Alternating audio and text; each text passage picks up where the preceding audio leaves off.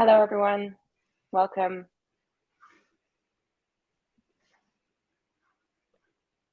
Good morning, good afternoon, depending where you are. We'll just give it a couple of minutes for people to join before we get to some housekeeping and kick off.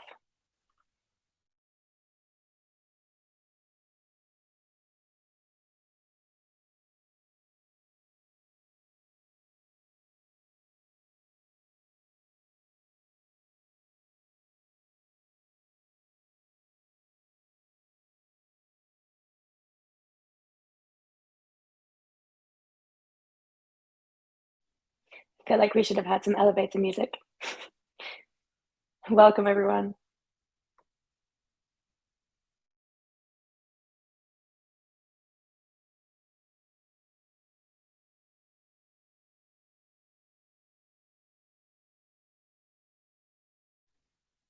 I see Francesco has discovered the question functionality already. That's great.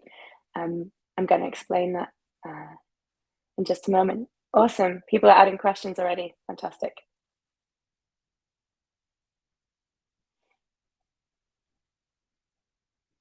We'll just give it one more minute to let a few more people join, and then we'll get started.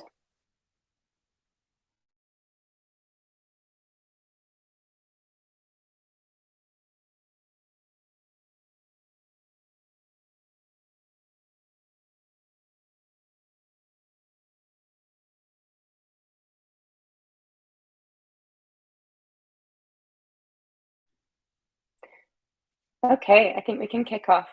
So welcome everyone to this webinar, Data Vault 2.0 with DBT Cloud. A bit of housekeeping if you've just joined. You should see in the bottom right a questions tab. And some people have already been adding questions, which is great. So please use this if you'd like to ask a question, and we will get to as many of them as possible at the end of the session. You can also feel free to upvote questions that you would particularly like answered.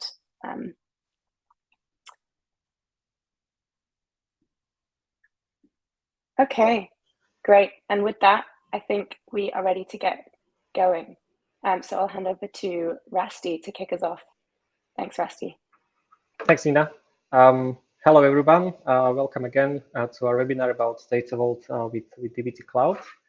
I'm just gonna go ahead and yeah, we're gonna start with a bit of an introduction. So hello, I'm Rasti. I work as analytics engineer here at Infinite Lambda. I'm based in Slovakia, and yeah, I focus on projects around data modeling, strategy, data warehousing. And over the last couple of years, I've participated in several data vault projects in various industries like telco, e-commerce, and technology. And yeah, there are some lessons learned from those projects. So I'd like to share those today with you. Sean, want to go next? Yeah, thanks, Rasti. Hi, everyone. My name is Sean. I am a solutions architect here at DBT Labs with a focus on Data Vault. I live in Vienna, Austria. I'm originally from Canada. And my job really is to help companies across Europe understand what DBT is, getting started with it, and also scaling with it. All right, Nina? Great. Hi, everyone. I'm Nina, Head of Pre-Sales Engineering here at Infinite Lambda, working across our customers and with our partners to make sure that we design the best technology programs and deliver the right solutions for our customers. I'm based in London. I've come to data via various in-house roles in fintech, some analytics and engineering along the way, and project delivery as well. So I'll hand it over to Rasti to kick us off for the first part of our content today.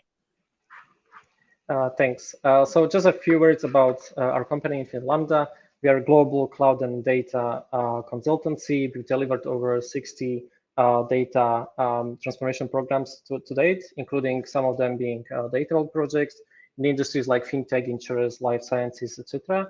And our mission is to make data innovation more accessible to businesses, and we're also DBT Labs Platinum partner. A bit of about agenda today. I'm going to start with a bit of a theory about the Data Vault 2.0. Then I'm going to pass it to Sean, who's going to talk about DBT Cloud. Nina will tell us a customer story of Sweaty Betty, how we leverage Data Vault and DBT Cloud with them. And then finally, I'll hold the demo at the end of the session. Great. So when we talk about data warehouse projects, which obviously Data Vault is a kind of a modeling technique for data warehousing, we talk about mostly problem of transforming multiple complicated source systems into data products at the end of the pipeline. Those products can be MLI, analytics, anything that your enterprise or company needs. And traditionally, those projects had some must-have kind of attributes in order to be successful and adopted.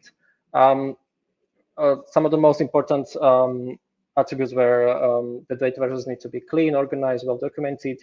Obviously, the integration from those sources needed to be there, and also two kind of undervalued requirements where the data needs to be trusted, and it's supposed to reflect business, not the raw data that you have in your source systems. Nowadays, we see an increase in both volume and complexity of the data, and the requirements has changed a bit as well, or kind of evolved. So nowadays, it's important to have some additional features in your data warehouse.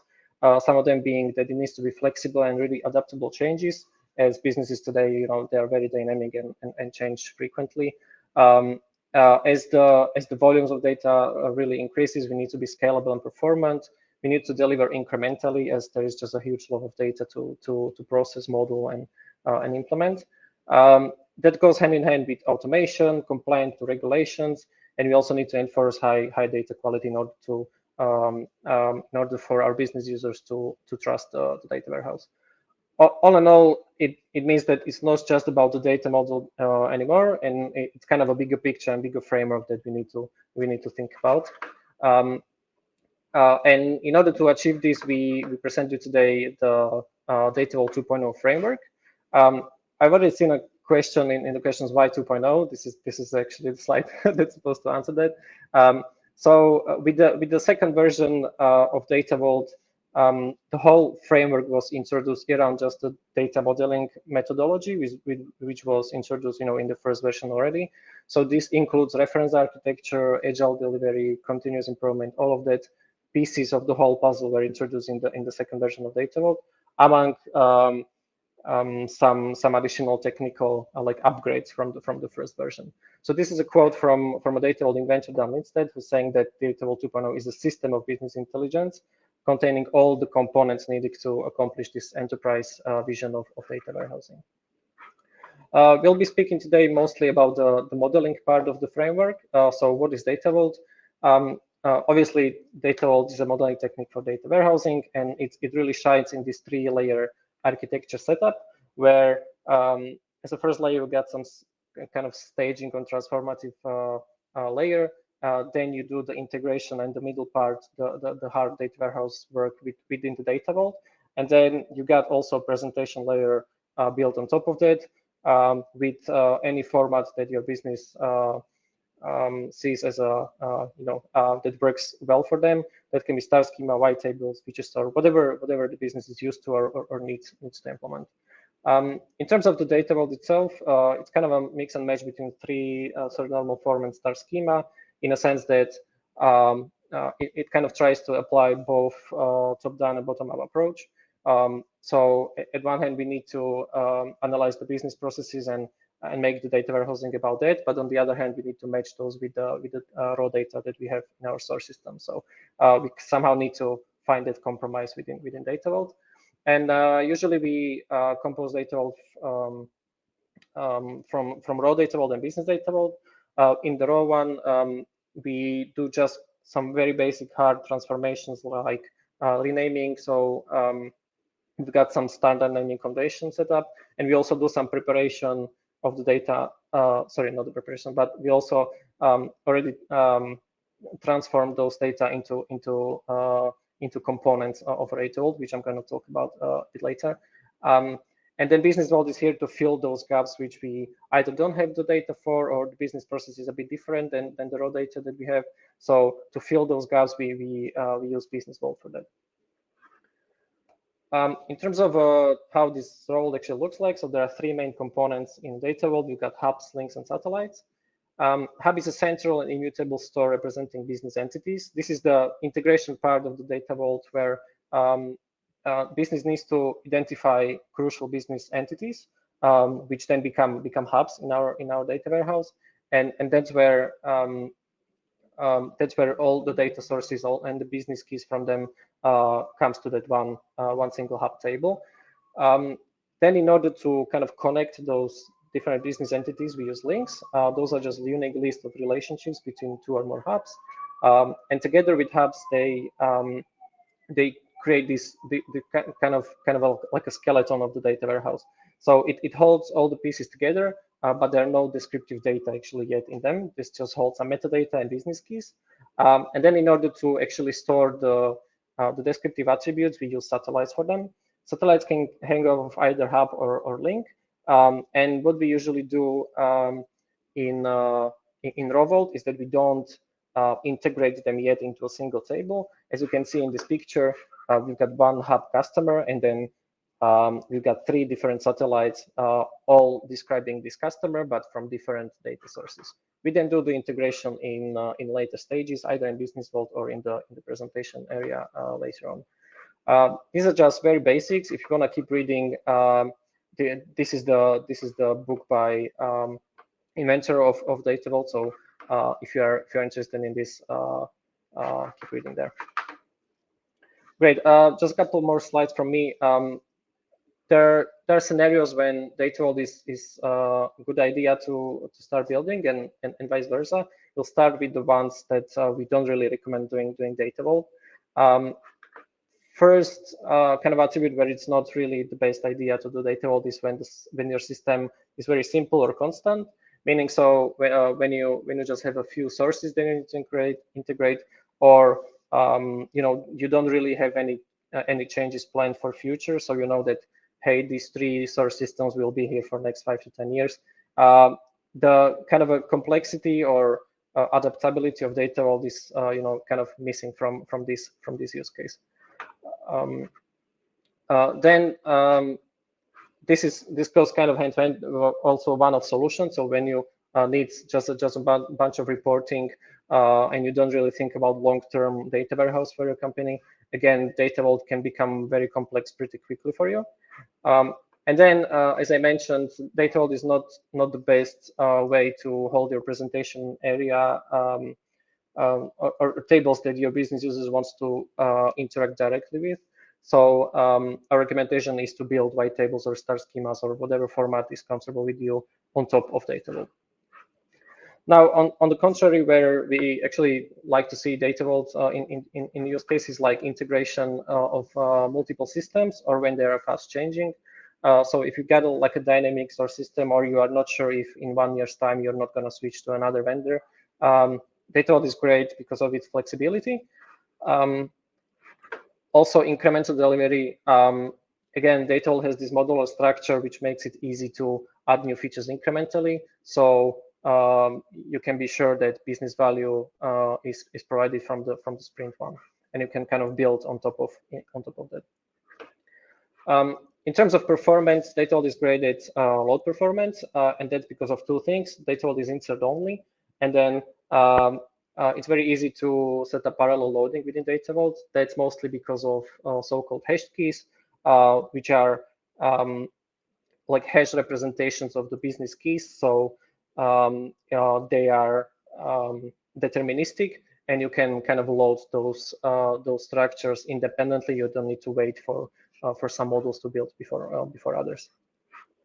Also, lots of our customers work in highly regulated industries, so it's a crucial requirement to have great auditability and compliance. We achieve this by rich metadata loading, and then also we get a lot of audit information and history. We keep all the history obviously in Data Vault, so that's a nice feature as well. In terms of flexibility, again, there's this the components within Data Vault are very highly decoupled. So if you need to change or delete anything, there is minimum re-engineering you need to do to the components that are kind of related to the one affected. And last but not least, it's very easy to automate. Lots of our customers, they don't really have large engineering teams, so it's a great feature for them to really focus on the business value and not really need to deal with teeny tiny technicalities. So the whole framework and system works for them, and they can focus on what they think is important. Great. So that should be it for me for the introductions. Now I'm going to pass to Sean, who's going to talk about what DBT Cloud features enable these data vault advantages. Sean? Awesome. Thanks, Rasti. There we go. So thanks for that introduction into Data Vault. Now it's my turn to introduce DBT Cloud, which is the new operating system for Data Vault. So I'll go through a few slides about what DBT and DBT Cloud is and try to tie it back to what Rasti's been talking about with Data Vault. And I hope by the end of this session, you'll see the benefits of DBT Cloud with Data Vault.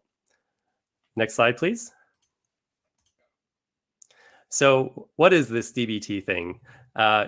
If you work in data management, it's really hard to avoid. A lot of people are talking about it, whether you're using it today already, or one of your coworkers is using it, a friend at another company, or you've read some blog posts or seen some webinars about it.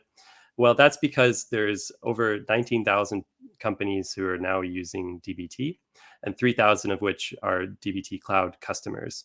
We also have a lot of external validation, including this G2 Crowd's data ops report, which rated us very highly. And also the very large community of users that are participating in the DBT Slack and the DBT discourse. I actually joined that community about 5 years ago when I was starting my data management journey, and I asked a lot of silly questions there. So it's a really great resource for DBT and data. Next slide, please. So what is it?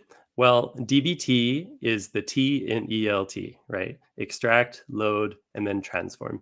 This diagram here looks very similar to Rasti's first slide diagram, where we have a lot of different source systems from marketing, from finance, from the ERP system, from clickstreams. And we want to have these nice clean data sets, right? That are with conformed dimensions, that are easily navigable and usable by the BI tools, machine learning models, and so on. Well, DBT gets you from that messy state into that nice clean state using our opinionated development process, built-in testing and documentation, and DBT Cloud's deployment so you can deliver your data on time every day. DBT works by sending SQL and Python code to the data platforms. The major ones listed here, Snowflake, Redshift, BigQuery, Databricks, and Starburst. These are just some of them, but also works with more.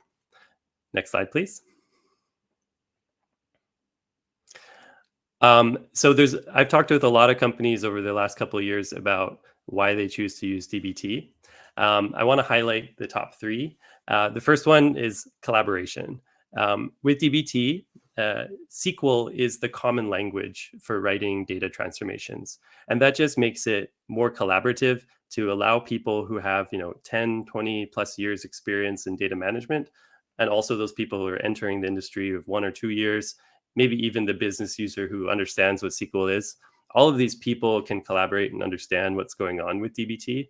That's what makes it so powerful to involve more people in the process and makes it more understandable. And you just can't get that with point and click tools, which in the end are just translating that into SQL. You're just working with SQL directly. What's also great about the collaboration is DBT's integration with so many other tools in the ecosystem, data catalogs, data observability tools. So the work you do within DBT can be also benefited in these other kinds of use cases and tools.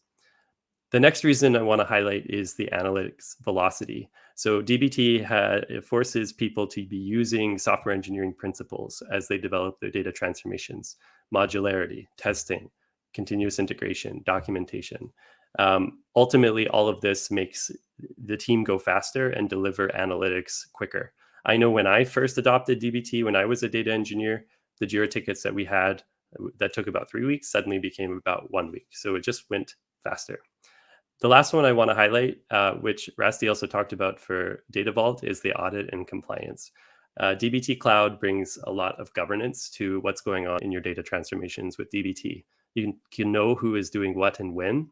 And you have the security and access control features within DBT Cloud to make sure that it's being done correctly. All right, next slide, please. Rasti said at the top with the Data Vault that the benefits are flexibility, scalability, delivering incrementally, automation, auditing compliance, data quality.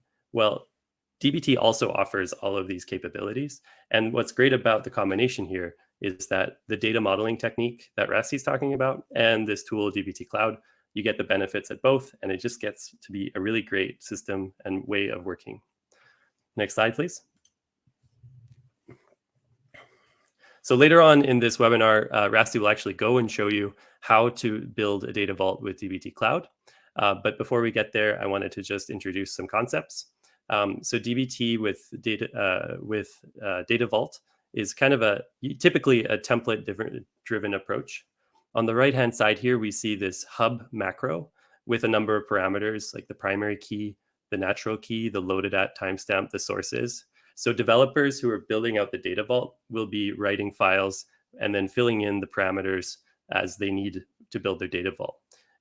This is a very rigid way, right? So that all the developers are adhering to the standards and building the same thing in a repeatable way.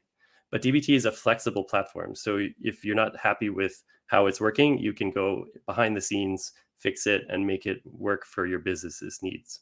And here we're just looking at the hub account, but there's also in this example project, a hub contact, a hub opportunity. There's also macros for links and satellites. The next one I want to highlight is that DBT has a few open source packages from AutomateDB and also from ScaleFree, their data vault for DBT, that are collections of macros that you can use in order to get started with Data Vault and build your data vault. These two organizations are recognized industry leaders in Data Vault, and they've built out these open source packages for their own work, but also for you to use yourself. These features not only include those hubs, links, and satellites, but they also include point-in-time tables, bridge tables, effective satellites, ghost records, configurable hashing, incremental loading, multi-active satellites. So you can get going really powerfully right from the beginning with DBT and Data Vault. Also, I've worked with a lot of companies over the last couple of years, as I mentioned, and I've seen some projects that have over 5,000 Data Vault components in their project. So this is a proven approach that is scalable. And with managing your data platform spend, I've also seen companies who struggle with their data platform spend. DBT has a number of ways for you to manage your spend so you can scale your data vault and also scale your spend on your platform in a sustainable fashion. And also DBT is an open core solution, right? So this is just SQL at the end that DBT is running, and there's no vendor lock-in. Next slide, please. So we've talked about how you can build it and scale it, but DBT Cloud makes you go faster for implementing your data vault and making changes to the data vault. The top reason is the built-in lineage. People love the lineage of DBT. So we see here the diagrams of the staging area, the raw data vault, the business vault, the marts. With DBT's lineage, you can trace exactly how the records got from the beginning to the end, and that gives everybody a clear understanding of what's going on in the project and allows you to make changes rather than having to throw things away and start from the scratch. There's also the automatically generated docs that comes with DBT, so that when you're building your data vault, you publish these docs, then you can serve the docs to your end users. They can self-serve and see for themselves what's going on in the data vault and understand it. And that makes you and your team more fast at building your features because you're spending less time answering business questions. DBT Cloud has an easy-to-use IDE, which Rasti will show you in the demo later. Allows everybody who has a lot of experience to very little experience to work together. And one really cool feature is the easy ability to make environments for dev, QA, production. So Rasti will show you how he has a development environment. He's building out his data models in his development environment. And then it's very easy to use that exact same code to build out the production environment. I could build my own development environment in the same project. That just makes this work independently and quickly on different work streams. Lastly, data ops automation. DBT has a lot of automation capabilities, including you can automate the data management lifecycle like grants, setting up those development environments. You can do data masking, all with dbt. All right, next slide, please. All right, we've talked about building and scaling. We've talked about how it's faster, but also with dbt, you can do it better. You can do it better than with the other tools. All right, so the top reason is because you can test your data at every step of the process. That's just something that's hard to do with other tools. So I have in this diagram here, if I'm building my data vault, what I can do is I can develop the code, then I test the data. Then when I'm happy with what the code, I can open a pull request, and then that will automatically test the data. And then once I've merged the pull request and it's in production, then it'll test the data. So at every step of the way, we have high quality data, and we have our end users happy because they trust the data that you're delivering from this process. That's why they're smiling there on the bottom right. And then also, you can elevate your standards just by using Git, by using pull requests, by having a process so that you have to require a reviewer of each pull request and change. You can put in automated checks, and you can stop bad changes from reaching production through your processes set in Git. You can also enforce conventions. So if you require tests, you require documentation, you require specific naming conventions, you can code these into dbt, and it can prevent any bad code that's untested, undocumented, and doesn't follow conventions from ever reaching production. And then within dbt Cloud, you see the logs, the audit logs. You can understand what's going on within the system, who is doing what and when. And all of this amounts to building reliable data products, right? We're trying to build these data sets that are good, they're clean, they're delivered fast, on time, and dbt helps you get there. So that's the end of this part. I'm going to throw it over to Nina, where she'll go through a customer story. Thanks. Awesome. Thanks, Sean. All right. So now that we've heard about why you would use the Data Vault framework and how dbt Cloud helps you deliver on that, we wanted to provide some proof points from a real-life Data Vault implementation that Infinite Lambda has done with Sweaty Betty. I'm really happy that they've let us share this story today. So next slide, please. Many people here will be familiar with the Sweaty Betty brand already, but for those who aren't, a very brief introduction. Sweaty Betty is a business. It's been around since 1998, starting life as a bricks and mortar retail business in the UK, but has recently achieved more global success and has significantly grown the e-commerce side of its business. And with that evolution in the past 5-10 years or so came a lot of new challenges, but also opportunities for using data to support its continued growth. So in particular, two challenges I'll call out. The first, that there are many disparate systems as a result of being a business that had been around for a long time and evolving, and different processes, different teams that need to collaborate, and the expectation as well of more change coming in the future. And the second challenge was that whilst undergoing this transformation program, they needed to still continue to support existing analytic capabilities whilst also unlocking new opportunities at the same time. So over the past 18 months or so, Infinite Lambda has been lucky to work with Sweaty Betty on this data transformation program, working across the business to help it become more data-driven, and designing and building a best-in-class modern data platform. So if you go to the next slide, please, I'm going to share today with you 3 practical examples of Data Vault. And surprise, surprise, we used both Data Vault and dbt Cloud with Sweaty Betty. So this first example, enabling sales performance insights by store location, really reflects what Rusty and Sean have shared already about agile data modeling and being able to deliver incremental value. So the data team had already delivered a core data model around sales, but a new requirement came from the business to understand what was driving the differences in sales performance by specific store location and other attributes. To answer these kinds of questions required introducing a new data set with details on things like location and staff. And because of the way Data Vault modeling works, as we've learned today, it was straightforward to kick off this new piece of work with the team using the dbt Cloud interface to collaborate, and we could kick it off in parallel to regular development. So adding new satellites and so on, whatever was needed to kind of create these new insights. Not only that, but once these changes had actually been developed, the team used something that's called a blue-green deployment model, which is slightly technical, but people might be familiar with. Essentially means we were running two identical production environments, two sets of production data, and then switching over from development to production once we'd fully tested everything. And DBT Cloud's inbuilt CI/CD plus native testing functionality that you've heard about really made this a seamless process. And the second example, if you could click through, please. So this second example, something that we're all familiar with, I think.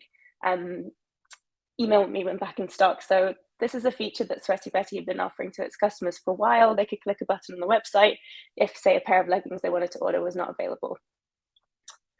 So the business actually wanted to start using the data that was coming from this to enable better intake planning and to kind of assess which items were likely to be in high demand.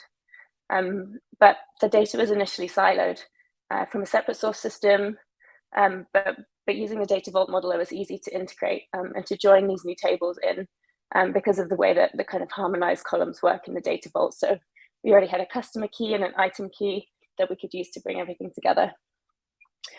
So as we're adding complexity here, the lineage function in DBT, which we're going to see just a little bit later, really helped to visualize how these separate systems and tables were being integrated to create these new insights. And if you click through to my final example, please. Rusty alluded to this earlier, but it's a reality for most businesses that at some point things are going to change. You're going to change the source system. You're going to change the way that you do things. And in this case, it was a change from one CRM to another. So Data Vault enables you to kind of make this process more seamless because of the three-layer architecture that we heard about. So the separation between the raw vault and the business vault. So all the individual pieces of the puzzle here get stored in the raw vault, and then in the business vault we can add business logic. So in this case, let's say our CRM was Microsoft Dynamics and we wanted to switch over to Salesforce, and we knew that happened in April 2022. We can create the logic in whichever way is kind of reflects the reality of the business in the business vault, and then in the reporting layer create a kind of a seamless historical view. So you just have one view of the customer regardless of which system each individual data point was coming from. So that's how Data Vault helps here, but also because DBT is great for templating, we talked about macros earlier, you can rely on this kind of templated approach just to ensure you get kind of complicated, finicky work like this right each time. Awesome. So now that you've heard about some practical benefits, I'm going to hand back over to Rasty for this final section of our content today, a live demo showing Data Vault and DBT Cloud working together. Thanks, Rasty. Thanks, Nina. Yeah, let me just share another tab here. That should work. Yeah, great. So yeah, we have a little sample project we would like to show you today, and maybe implement a piece of that together. So here we are in the DBT Cloud, like a homepage or landing page. I'm currently logged in our Infinite Lambda partner account, and then I got a specific project for this demo called DBT Cloud Data Vault Demo. And here at the landing page, there are three main buttons here at the top of the page.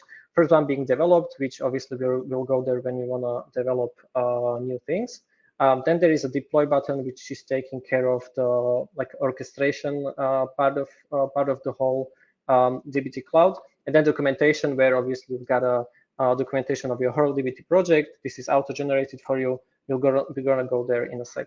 And then this homepage actually is kind of a more on the orchestration side of things. So here at the top, you can see all the environments you have set up for your DBT project. In our case, the main one is the production, and just to show you that all the environments would be here if you have like 6 of them. Then you've got a QA environment. This is just a dummy one; it doesn't really do anything. Now, under every environment, you can have as many jobs defined as you need, and then there is the full run history of all jobs within your DBT project. You can filter them, and if anything, goes wrong, you can directly see here at the landing page that your daily incremental job didn't really finish. So you can just click there and go ahead and see the logs directly. Just to mention, for our target data warehouse, we are using Snowflake, and our version control is set up with a GitHub integration with DBT Cloud. Right. I'm just gonna go to the documentation. I'm gonna share this one. Great. Hopefully you see the right one. Yeah.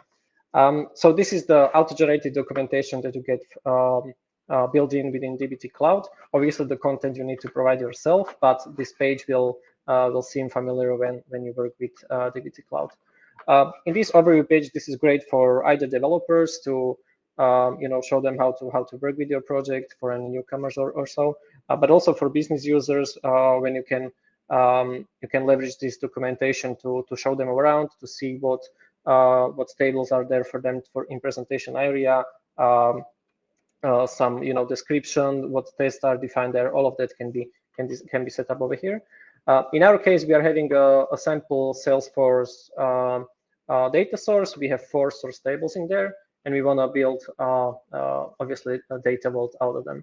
So within our source tables, we've got accounts, contacts, opportunities, and leads. And what we need to build today together is a raw data vault layer. We don't really want to go any further because that would be a bit too much. And then in order to actually build this raw data vault layer, we've got staging layer before it to kind of prepare our source data. So the data vault processing will be faster and easier. Now, in terms of what do we need to build today, for all the 4 sources in our source system, all 4 of them were identified as important business entities. So we've got 4 hubs in our desired data vault. Each of them has their own descriptive data. That's why we have 4 satellites, each of them hanging off of the hub. And then the entities are interconnected between each other via these three links. Now, currently, the state of the project is in a way that we've got implemented everything in regards to opportunities, accounts, and then contact. And then this new piece of work needs to be done. So we can imagine there is a ticket on our name that is saying, hey, Rusty, please go ahead and implement this leads section into the data vault. So all is good and well. So that's what we are gonna do today together. I'm just gonna share again the previous one. And then we need to obviously develop new stuff. So we're gonna hear into the develop section of the DBT Cloud. Great. So over the last couple of years, there has been an urge in a data world to implement data projects in a more similar way that software engineering is doing for many years. Those software engineering principles are mostly version controlling, testing, and documentation. We'll see in a bit about documentation. I will also show you how to actually provide content for it within the code. We also got some tests defined within the project, but we are not really going to cover that today because of time. But the vendor controlling is pretty easy to do. So let me go ahead and start with that. So we're going to, sorry, I forgot to mention that we are directly in the main branch right now, which is our production branch, which is obviously not the branch we want to be developing. So I'm just going to create a new one called, for example, Rusty Leads. DBT Cloud will create that branch for us, and we can go ahead and start developing. In terms of the ID as a whole, obviously we got the version control part over here. I can minimize that for now. We've got the file explorer. This is our DBT project. Now the main part is obviously the IDE. We're gonna put our code in there and work in that area. And then here at the bottom we've got a command line for all our DBT commands to be built. Then, if I open up this, let's see. Yeah, I already got some history. So this is the output you get once you actually run any DBT commands. We are gonna do that as well in a second. So I'm just gonna minimize that for now. And there is also this button over here right at the bottom, which is truly a huge help because without running any DBT command at any point, this button is essentially telling you if the whole DBT project can be compiled and run. So even when you are like live typing your code and something is just off, this will turn red. And once clicked here, you can directly see what the problem is and how to solve it. Great. So what I'm going to do now is to open up the models folder, and we've got two layers which I talked about. We're going to start with the stage one. So I'm just going to go ahead and create a new file. I'm going to call it stage Salesforce leads. Great, so we got a new file over here, and what I want to do at the beginning is to just check what our source table looks like. What we generally do is that for every source table, we have one stage model, and then where we kind of prepared that source table, and then we go ahead and source that into our data vault. So what I want to do at first, I'm just going to select everything from our source table. So we can see what is there and what we need to do with it. If I just click the preview button over here, dbt compiles this code for us, sends it to our target data warehouse, and outputs what's in there. So we can see this is our source table. We've got some descriptive attributes at the beginning, like a name, email, all of that. Then we've got lead ID and contact ID over here, which will be probably our business keys, which we need to process and use for our hubs, links, and satellites. And then we've got some date created and modified date columns over here, which we'll use for a metadata creation. So we know how to handle things in terms of time-wise. Great, so I'm just going to go ahead and delete this one, and I'll copy paste the code I already have prepared, and we can go through it together. So this is the stage model we want to build. What is the code doing? It's just taking everything from source table. So not a huge, not many things happening here.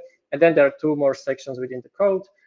One of which is kind of just a renaming some columns. So in these metadata columns, there are some metadata columns that we kind of need to load into the data vault, because this is like a built-in feature of data vault. One of which is record source and the load date time. So whenever you look at any row within your data vault or any downstream models, you should see those two columns in there. Maybe the naming convention obviously can be different project-wise, but at any point in time, you should see what source system have you seen the business key first. So in our case, this is Salesforce source system and then leads table. And obviously, when you firstly seen the row, so that's the date created column in our case. For satellites loading or processing, we also want to include the actual business date when whatever business process happens. So that's why we renamed this modified date to effective from.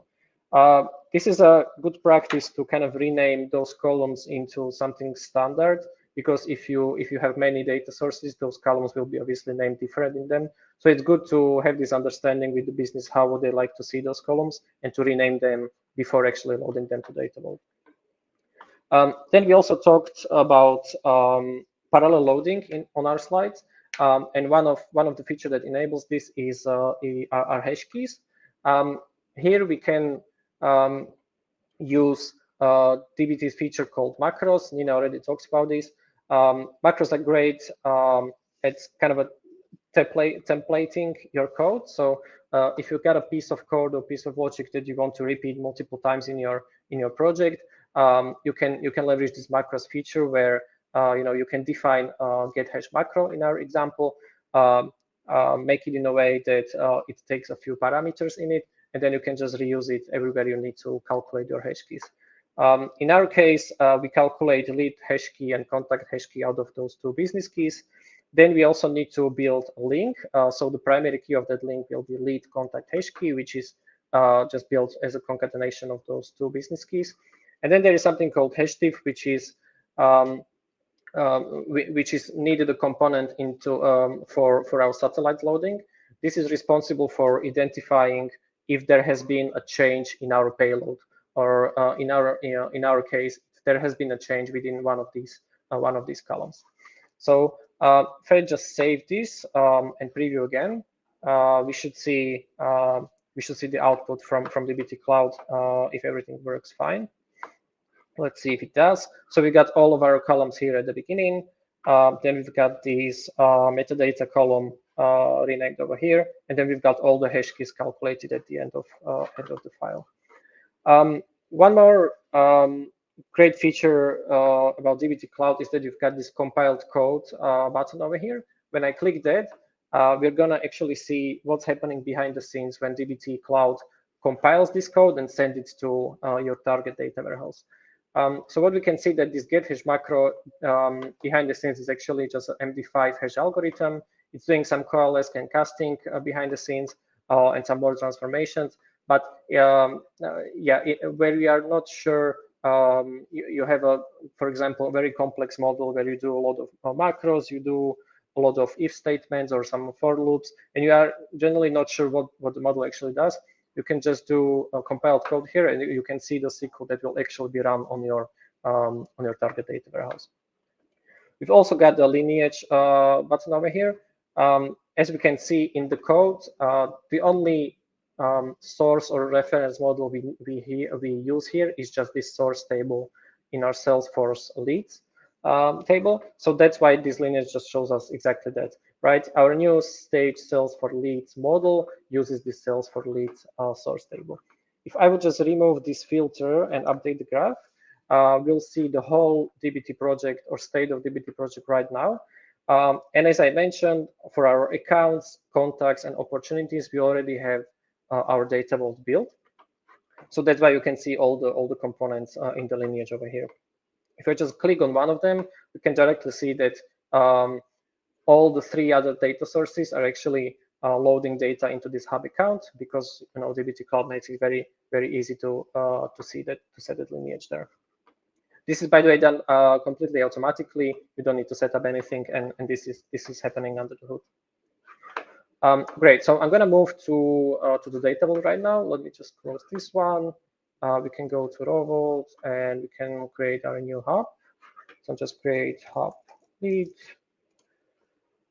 And again, I'm just going to copy paste the code so it's a bit faster. And this is where the templating or the automation of data vault and DBT Cloud together really shines. On top of just regular macros that work in a way like a function in SQL, you can also define hub macro, which actually builds the whole logic, the SQL logic for us. And the only thing we need to do is to provide the parameters which we actually calculated in the stage layer. So this is the main part why we actually need to do that stage layer before going into data vault. And there's just a bunch of attributes. We obviously need to provide what source models are we going to load the hub from. Then there is a lead hash key, the natural key, which we use to actually calculate the lead hash key. In our case, this is lead ID. And then these are the two metadata columns I talked about. You'll probably see these in every other model. So if I just save this, there we go. We got a new hub, and our lineage graph also updated because right now our state cells for leads loads the hub lead as well. I'm gonna do one more thing in the hub lead, which I'm not gonna do for the rest of the models, and that's the documentation. So I've got this schema YAML file prepared over here, which is the way how to do documentation and testing in DBT. So if I just click that one, you can already see that I've got documentation prepared for all the other hubs.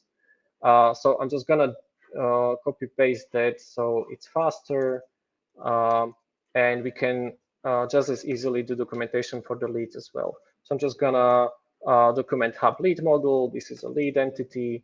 Primary key is lead hash key, and then we've got lead ID, and everything else should remain the same. So I can just save this, and voila! If I build my project right now, I will see this new documentation within my DBT Cloud documentation of the project.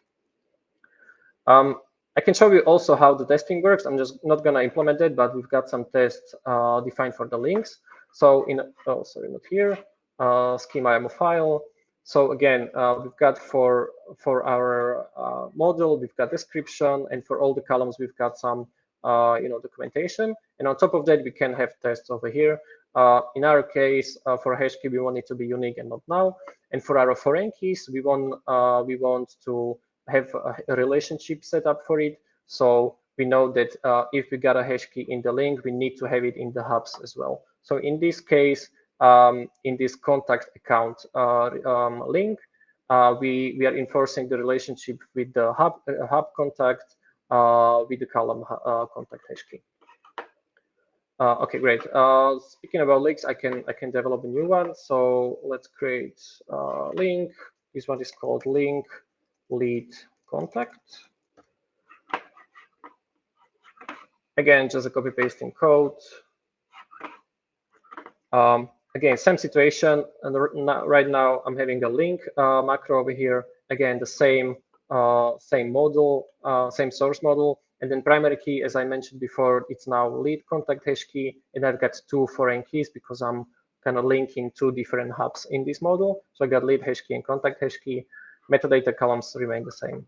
Just gonna save this. And one last is the satellite. So create file sat lead. But I put one, copy paste the code. This one is a little bit more complex, but again, not any rocket science. Again, I'm using satellite macro, and on top of defining the source model for it and lead hash key as a primary key, now we use this hash diff column, and we are also specifying what descriptive attributes we want to see in the satellite as a payload. Again, metadata columns over here. And that's all we need for satellite. If I just check the lineage right now and update the graph, we can see that our stage cells for leads model now loads hub lead, link lead contact, and then satellite lead. There's one more thing we generally do in Data Vault projects, and that's I'm going to go back to my stage model. So in this source, we've got two business keys. We've got lead hash key and then contact hash key. And this contact is also a business entity and it has its own hub, right? And while this table is probably not the main source system for contact, what we generally do is that we load the hub from every source that we can map to this contact business key. So what I'm going to do is to open up the hub contact. And if I just want to add a new source for this hub, all I need to do is just to mention the another source model for it, which in our case is this stage source for leads. Just gonna save this, and when I build this now, the hub will be loaded from the two sources, which we can see directly in the lineage over here. If I update it for the whole picture, the hub contact is now loaded from leads and contacts as well. Great. So I'm just going to close everything. And it's generally a good idea to actually run your new stuff when you are developing something. So that's what we are going to do right now. What we generally do when implementing new work is that we test only the new or changed models and then everything downstream from them. Because obviously, when you have a project which Shaw mentioned, for example, when you have 5,000 data vault components, you don't really want to wait for all of them to be built, even though you haven't changed it. So that's what we generally do. But right now we have such a small project that we can just do it all together. Now we can see that all of our models have run successfully, including our new models, for example, this hub lead. And also we've got some test assertions here at the bottom, and all they succeeded as well. So yeah, we are all happy. I just want to emphasize one thing. When you click on any model or test, there are these logs which shows you, if it ran, how long it took, and all of that. But I just want to emphasize this. This is, by the way, schema where the model was actually built, and then the name of the model or table, right? I just want to mention that when I'm working on my development environment, all the models that I built from this environment are built in this specific schema to me. So if Sean would be working on his own work regarding hub lead or something else, it would build in his schema, so we are not interfering with each other.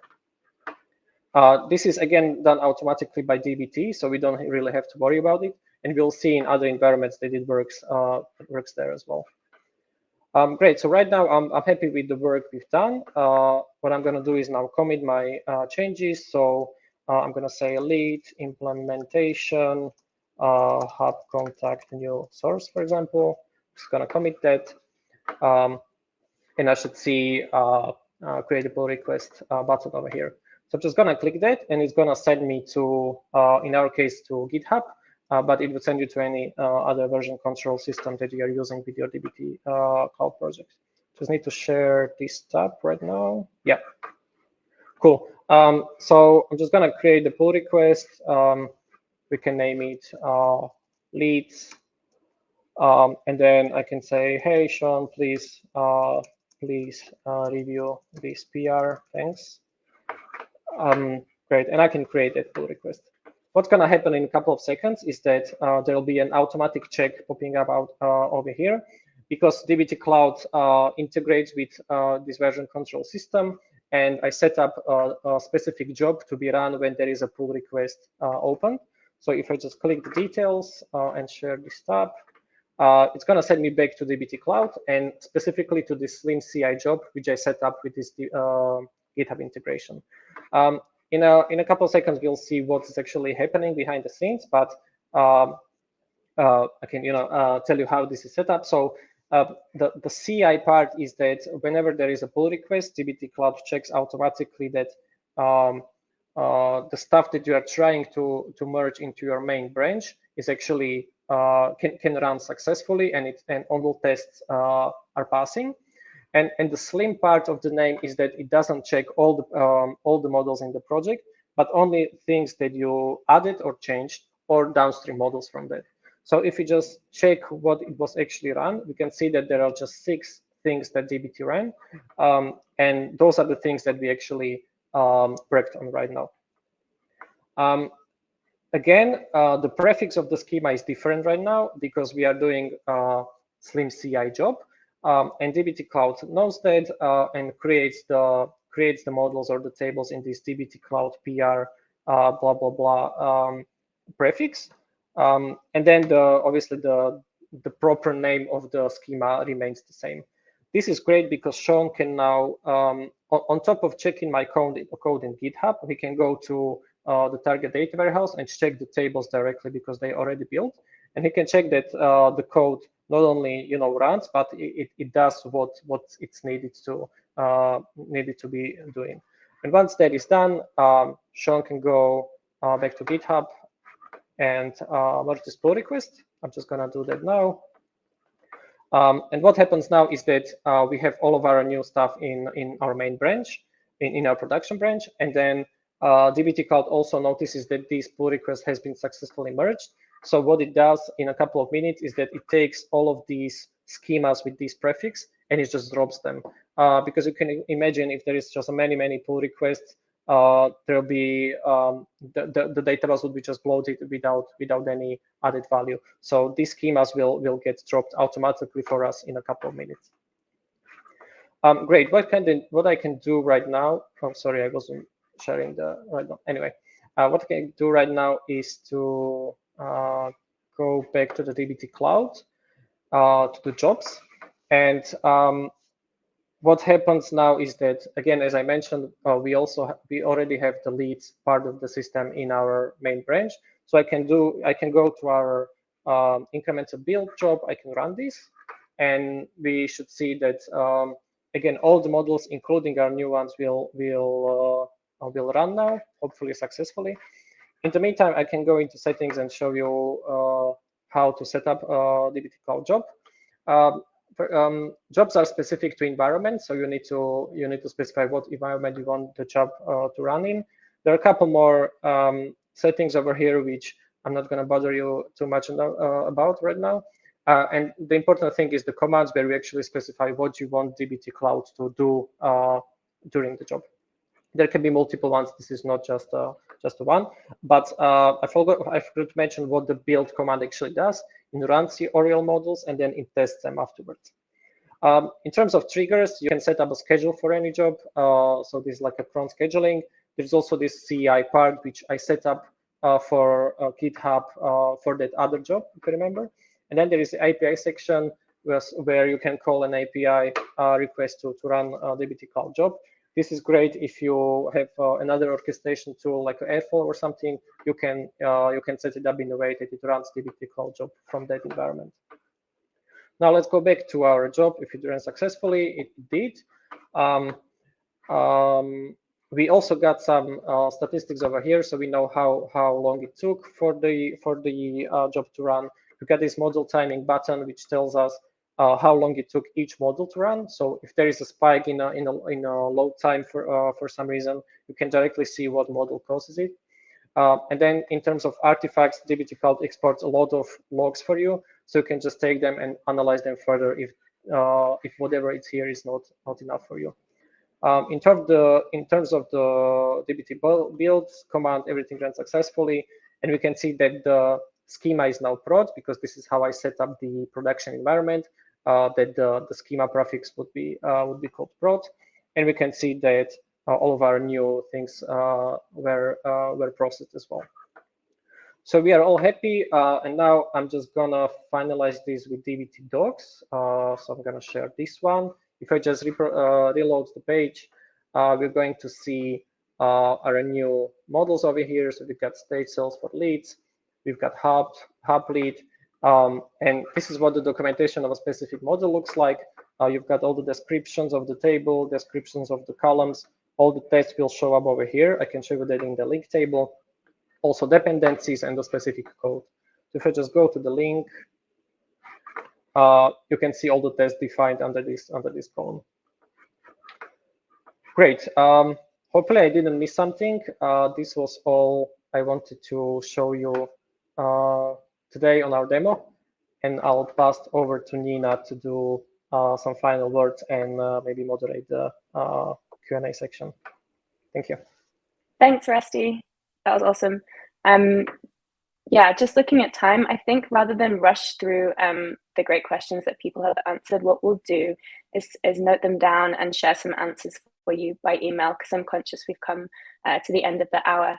But I just wanted to say I'm really glad that so many of you could join us today. Feel free to reach out the contact details on the screen, or to one of us if you'd like to discuss anything that's been presented today.